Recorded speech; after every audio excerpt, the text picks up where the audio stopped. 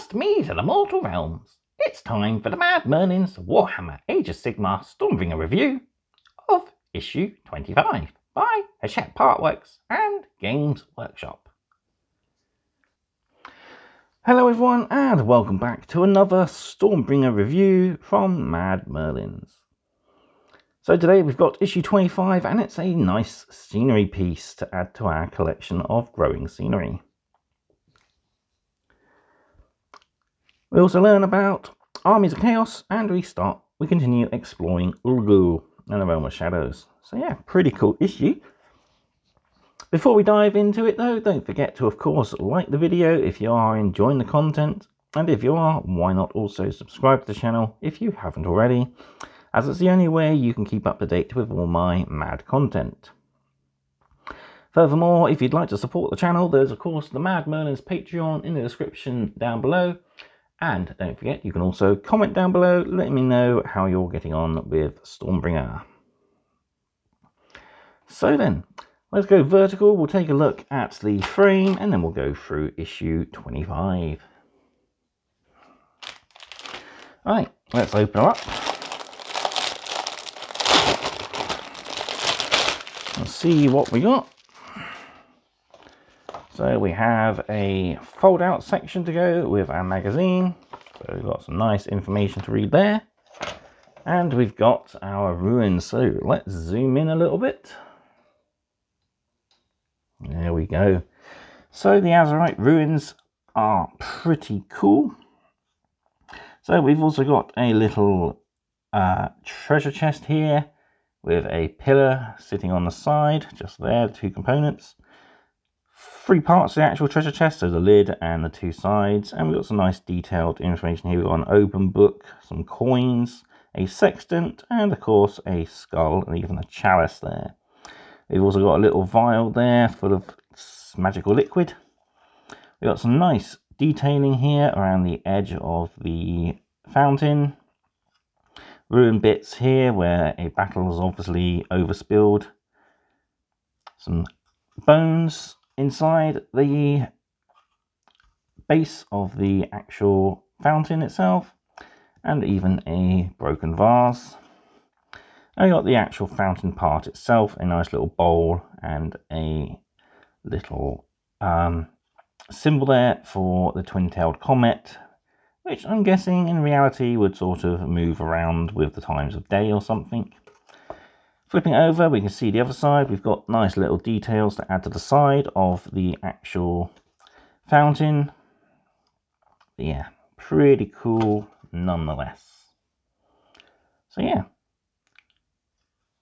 that's a nice detail for you to pick out. Perfect for any budding painter. Right, let's take a look at issue 25. So here we have issue 25 of Stormbringer, and we've got a nice little photo up front of some Stormcast Eternals facing off against some Minotaurs of Chaos. Right, we got a lot to look through. So we have Realm of Heavens, the Collegiate Arcana, Armies of Chaos, our fold out. We have a battlefield for Ulgu for our collect article. We also have the battle article for the Azurite ruins. We build and paint our fountain. We have core rules. We have tutorial on at the double and redeploy. And our mission is fighting in the fog. So we start by looking at the Realm of Heavens. So Azir, the Realm of Heavens, is the shining heart of Sigmar's empire. Formed from celestial magic, this realm is the only one to have never fallen to chaos.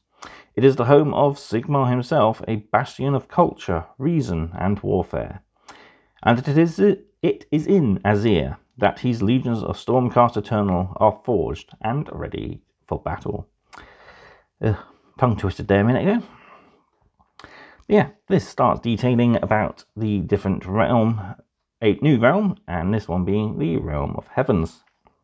So yeah, we know this is as it said, Sigmar's home realm, and the only realm to be absolute free of the taint of chaos.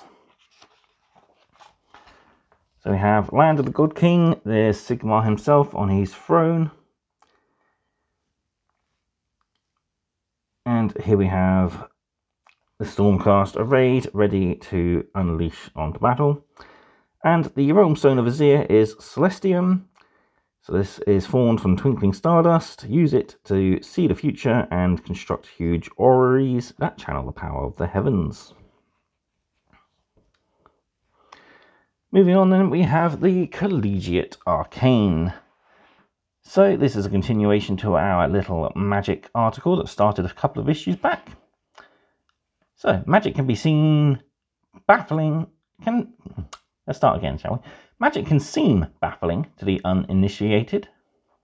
But fear not, enlightenment is at hand. In this lesson, you shall meet the realm's greatest masters of magic, the Collegiate Arcane. So yeah, battle wizards are the first and foremost amongst the human wizards. They often embody one particular wind of magic, though some will dedicate themselves to studying all of them.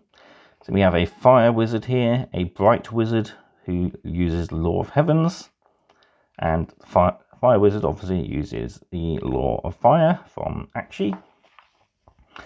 So luminarchs are often used by warriors from wizards, not warriors, from Haish. They combine energy into a giant beam that decimates the enemies. We also have the Celestial Hurricanums, similar in construct, but these have the swirling details of the realms, and yet these are used by light wizards and bring the power of Azir with them. So, moving on, we got our background information for fighting in the realm of Ulgu. Battle rages all across Ulgu, from shadowy campaigns of guerrilla warfare to vast open battles for the realm's many mysterious treasures. As the forces of order attempt to tame this dark realm, the forces of destruction make their dens in the fog. Use the tables to find out why your armies are battling in Ulgu. So yeah, we got a d6 table. We tick off which one we roll, and that is the reason why we are fighting here in Ulgu. A little bit about the power of shadow here, and Be'lakor, the Dark Prince. And we also have 6 different regions of Ulgu to choose from. We roll a d6 again, and that is the particular region we are fighting over. Yeah, pretty cool that we're exploring more and more into the realm and giving a bit more background to our collections. And then we have our battle record for our first terrain piece. That isn't small scatter elements, it's a slightly bigger scatter element. So yeah, the Azurite Fountain. There are ruins everywhere in the mortal realms. Many of these are the remnants of huge cities built during the Age of Myth. Often these rubble-strewn shells are used by settlers as the basis for their new holdings. However, the lost cities of the realms may be infused with dangerous and unstable magic. So we've got the ruined history, so we've got a little tick chart again of how the actual fountain itself was destroyed. And also any curses connected to it. So yeah, that's pretty cool. So here we've got the treasure chest and the Azurite Fountain, so both parts of the same terrain feature. All in all, pretty cool. Next up, we got to build our ruins, so pretty straightforward. We got the base and the 2 parts of the pillar. Then we got the parts of the treasure chest, and that's our first detailed piece. And then the rest is also fairly straightforward, so we glue the rim to the fountain on top. Glue the little icons onto the 3 complete sides, and then we have the actual fountain detail itself, which glues onto the middle there. But at the moment we want to leave it separate just so we can make sure we reach all the details. So how to paint. So we've got an introduction first off to how to dry brush.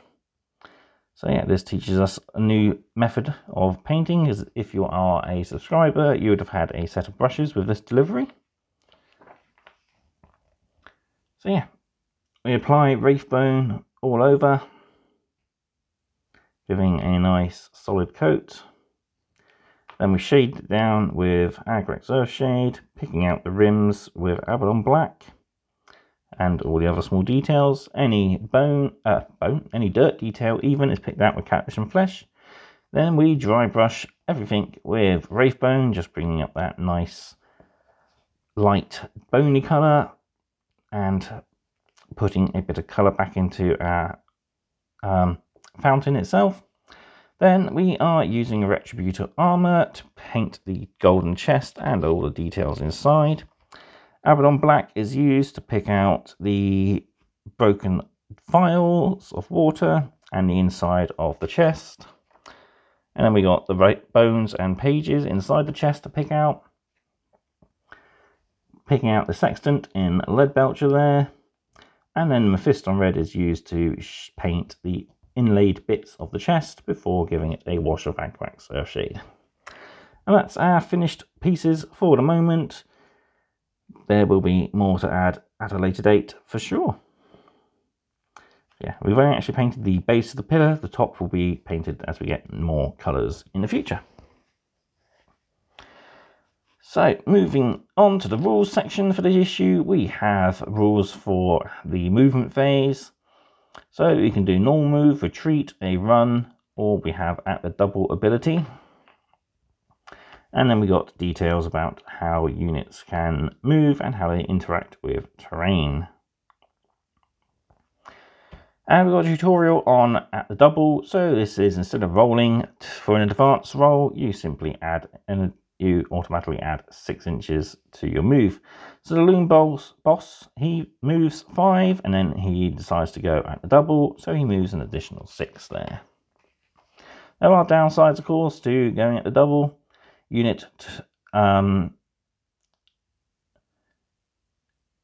that benefit from at the double is treated as if it has run, so it cannot normally shoot or charge later. However, other abilities such as the Hogwarts Noisemaker allow you to run and still shoot, which you can also use with at the double. And then, yeah, we got more and more tutorials here on how to best use your movement. So we start our fights in the fog this issue. So our forces order is Knight Arcanum, Guard of Steel Soul, 4 Praetors, 5 Vindictors, and a Stormbringer Chariot. Against the Killer Boss with Stabgrot, 3 Man Skewer Bolt Boys, 10 Gut Rippers, 10 Hogwarts Slitters, and the Beast Skewer Killbow. So we use both sides of both mats for our battlefield, and we get to set out our terrain as usual. Taking time, placing the terrain's pieces, starting with the destruction player. So we do not deploy our force as usual. Instead, whenever you could deploy a unit, you must deploy one of your opponent's units instead. Okay.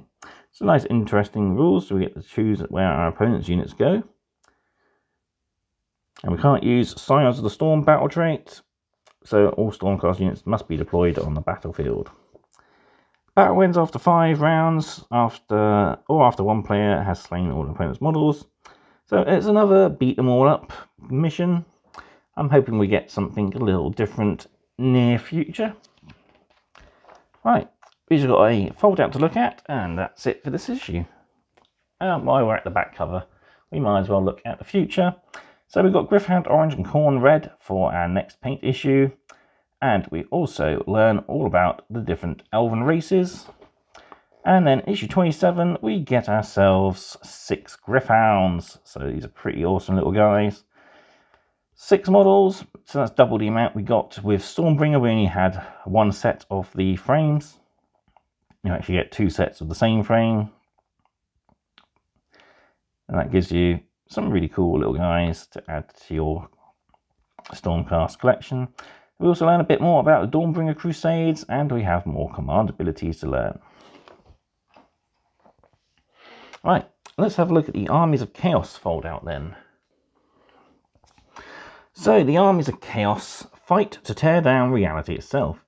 To these warriors, sanity and morality are more obstacles on the road to power. They believe civilization is fit only to be trodden into the dirt and iron-shod boots of mutant hooves. Madness, corruption, and ruin follow in their wake. So here we see Archaon leading his vanguard, the apocalyptic knights that are his chief lieutenants within his force of chaos. So moving over, we got different types of followers. So most notably are the mortal followers, the warriors and barbarians of chaos. Path to Glory is the title given to a route taken by a particular warrior as they fight through to gain their god's approval and ultimately become a demon prince. Here we have some of the armies of chaos. So we got Archaon there, beautiful model. We got Chaos Chosen, Chaos Warriors, Ogroids, Knights,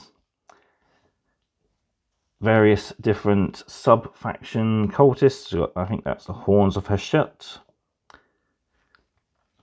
We got various sorcerers, gladiatorial champions, and the likes, even a war throne at the back there. So yeah, there is quite a lot to the Chaos Collection. It is an amazing range of models. So we also have demons, beasts, and of course the Skaven. So here we see a Skaven Packmaster whipping into shape a pack of Ratogors. So yeah, really old models. I'm hoping we get some new ones soon. But yeah, this guy isn't so old. He was actually a metal model that came out with the last Skaven book with Warhammer Fantasy. He used to be known as Squeal Gnawtooth, a special character Packmaster. And he's actually pretty nicely detailed. I actually have one of him sitting around somewhere, as well as a spare head for some reason. But yeah, pretty cool character nonetheless. On the back then, we got more and more of the different factions within Chaos. So we've got the demons, who are creatures of magical existence and are often used by sorcerers to help tear apart reality. And then we have mutations. So it's common within Chaos to have mutations, be it tentacles, extra heads, extra mouths, extra eyes. The rat-like Skaven and the war machines that crackle with green energy, scrabble and burrow through fabric of reality in order to infest the different realms. So most common mutations are minimalistic. These are kind of seen as an all-over mutation where a regular rat or human has grown human or rat-like appearances. Yeah, really, really cool. These are the rabid plague monks, who are followers of Pestilence, the Skaven embodiment of Nurgle. So there we have it. That was issue 25 of Stormbringer. So, really fun little issue. Let me know what you thought of it in the comment section down below.